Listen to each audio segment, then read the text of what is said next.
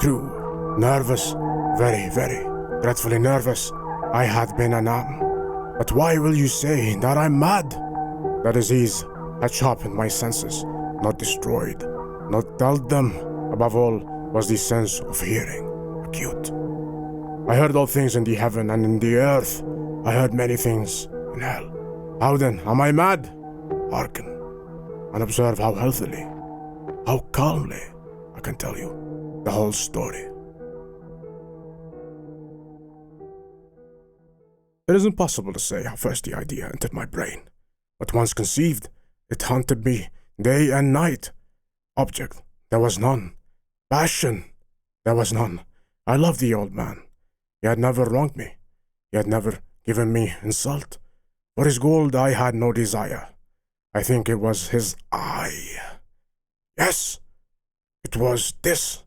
He had the eye of a vulture, a pale blue eye, with a film over it. Whenever it fell upon me, my blood ran cold, and so, by degrees, very gradually, I made up my mind to take the life of the old man, and thus rid myself of the eye forever.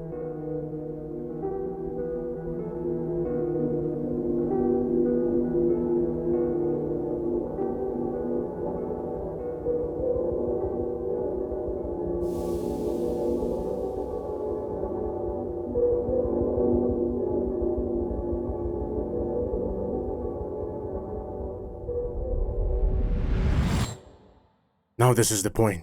You fancy me mad. Madmen know nothing. But you should have seen me. You should have seen how wisely I proceeded. With what caution, with what foresight, with what dissimulation I went to work. I was never kinder to the old man than during the whole week before I killed him. And every night, about midnight, I turned the latch of his door and opened it. Oh, so gently. And then, when I'd made an opening sufficient for my head, I put in a dark lantern, all closed that no light shone out, and then I thrust in my head. Oh, you would have laughed. See how cunningly I thrust it in. I moved it slowly, very, very slowly, so that I might not disturb the old man's sleep.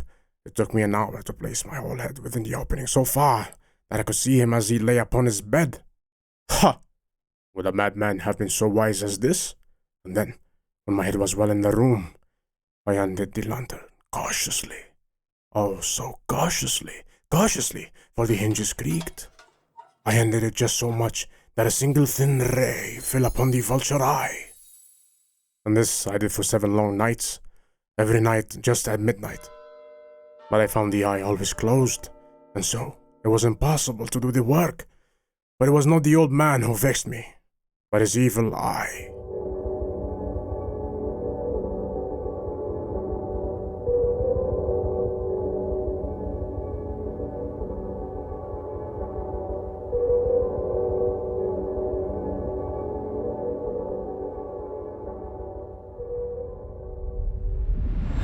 And every morning, when the day broke, I went boldly to the chamber and spoke courageously to him, calling him by name in a hearty tone, and inquiring how he passed the night.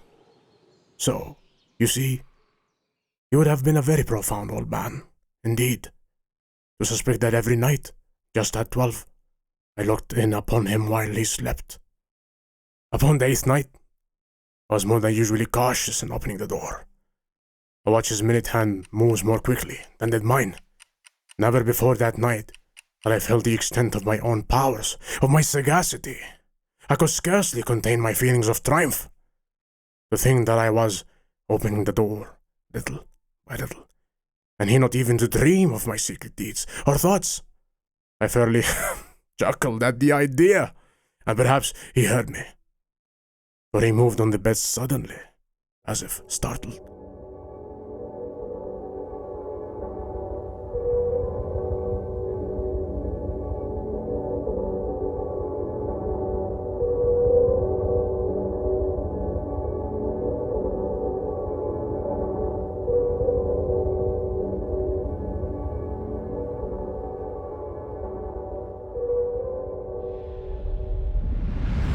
Now you may think that I drew back, but no. His room was as black as pitch, with a thick darkness, for the shutters were closed fastened through fear of robbers, and so I knew that he could not see the opening of the door, and I kept pushing it on, steadily, steadily.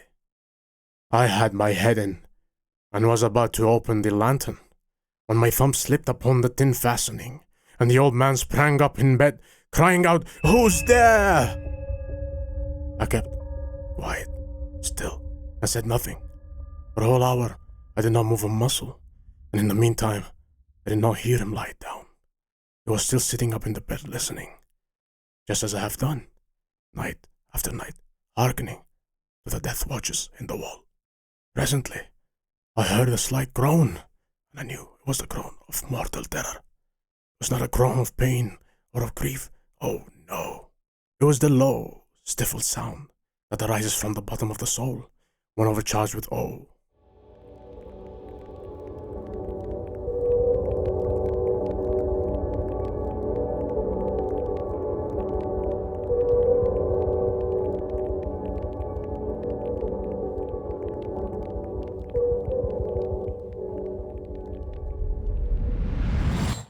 I knew the sound well. Many a night, just at midnight, when all the world slept, it has welled up from my own bosom, deepening, with its dreadful echo, the terrors that distracted me. I say I knew it well. I knew what the old man felt, and pitied him, although I chuckled at heart. I knew that he had been lying awake ever since the first slight noise, when he had turned in bed. His fears had been ever since growing upon him. He had been trying to fancy them causeless, but could not. He had been saying to himself, "It's nothing but the wind of the chimney. It's only a mouse crossing the floor, or it is merely a cricket which had made a single chirp."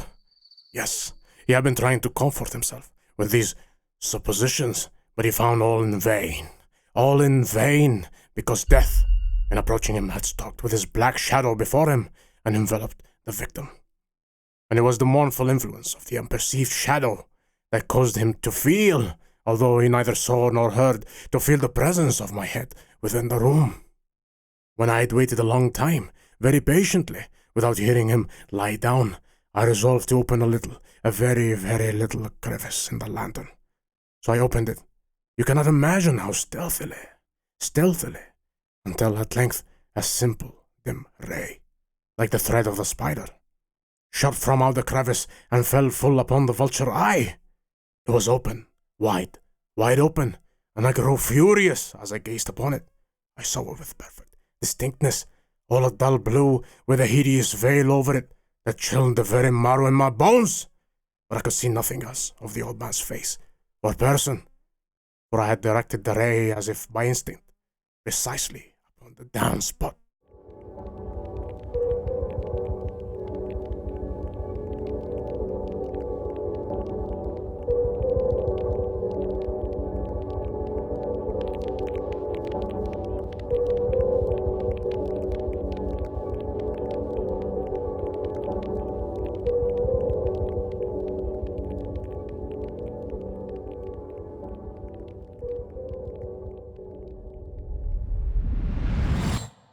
And have I not told you, what you mistake for madness is but over-acuteness of the sense? Now, I say, there came to my ears a low, dull, quick sound, such as a watch makes when enveloped in cotton. I knew that sound well, too. It was the beating of the old man's heart. It increased my fury, as the beating of a drum stimulates the soldier into courage. But even yet, I refrained and kept still. I scarcely breathed. I held the lantern motionless. I tried how steadily I could maintain the ray upon the eye. Meantime, the hellish tattoo of the heart increased. It grew quicker and quicker, and louder every instant. The old man's terror must have been extreme. It grew louder, I say, louder every moment. Do you mark me well? I have told you that I'm nervous. So I am.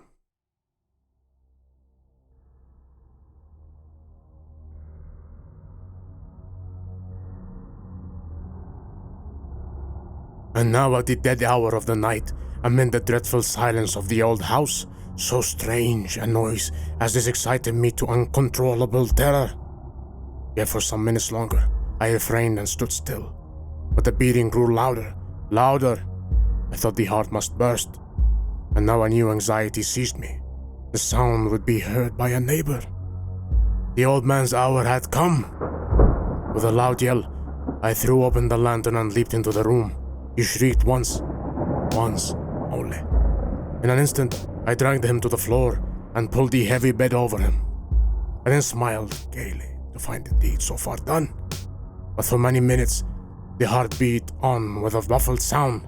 This, however, did not vex me. It would not be heard through the wall. At length, it ceased.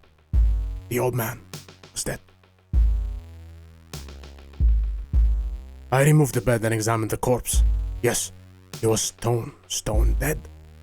I placed my hand upon the heart and held it there for a few minutes. There was no pulsation. He was stone dead.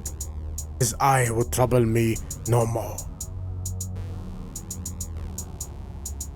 If still you think me mad, you will think so no longer when I describe the wise precautions I took for the concealment of the body. The night waned and I worked hastily and in silence. First of all, I dismembered the corpse. I cut off the head and the arms and the legs. I then took up 3 planks from the flooring of the chamber and deposited all between the scantlings, and then replaced the board so cleverly, so cunningly, that a human eye, not even his, could have detected anything wrong. There was nothing to wash out, no stain of any kind, no blood spot whatever. I had been too wary for that. The tub had caught it all.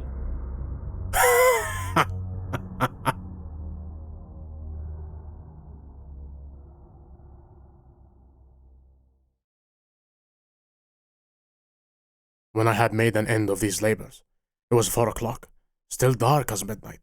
As the bell sounded the hour, there came a knocking at the street door. I went down to open it with a light heart, for what had I now to fear? There entered 3 men who introduced themselves with perfect suavity as officers of the police. A shriek had been heard by a neighbor during the night. Suspicion of foul play had been aroused. Information had been lodged at the police office, and they, the officers, had been deputed to search the premises. I smiled, for what had I to fear? I bade the gentleman welcome. The shriek, I said, was my own in a dream. The old man, I mentioned, was absent in the country. I took my visitors all over the house. I bade them search well. I led them at length to his chamber. I showed them his treasure, secure, undisturbed, in the enthusiasm of my confidence. I brought chairs into the room, and desired them here to rest from their fatigues, while I, myself, in the wild audacity of my perfect triumph, placed my own seat upon the very spot beneath which reposed the corpse of the victim. The officers were satisfied. My manner had convinced them. I was singularly at ease. They sat, and while I answered cheerily, they chatted of familiar things. But ere long I felt myself getting pale and wished them gone. My head ached, and I fancied a ringing in my ears. But still, they sat and still chatted. The ringing became more distinct. It continued and became more distinct. I talked more freely to get rid of the feeling, but it continued and gained definiteness, until at length I found that the noise was not within my ears. No doubt I now grew very pale, but I talked more fluently and with a heightened voice. Yet the sound increased, and what could I do? It was a low, dull, quick sound, much such a sound as a watch makes when enveloped in cotton. I gasped for breath, and yet the officers heard it not. I talked more quickly, more vehemently, but the noise steadily increased. I arose and argued about trifles, in a high key with violent gesticulations, but the noise steadily increased. Why would they not be gone? I paced the floor to and fro with heavy strides, as if excited to fury by the observations of the men, but the noise steadily increased. Oh God! What could I do? I foamed, I raved, I swore. I swung the chair upon which I had been sitting, and grated it upon the boards, but the noise arose over all, and continually increased. It grew louder, louder, louder, and still the men chatted pleasantly and smiled. Was it possible they heard not? Almighty God! No! No! They heard! They suspected! They knew! They were making a mockery of my horror! This I thought, and this I think. But anything was better than this agony! Anything was more tolerable than this derision! I could bear those hypocritical smiles no longer! I felt that I must scream or die. And now, again, hark! Louder, louder, louder, louder! Villains! I shrieked. Dissemble no more! I admit the deed. Tear up the planks. Here, here is the beating of his hideous heart.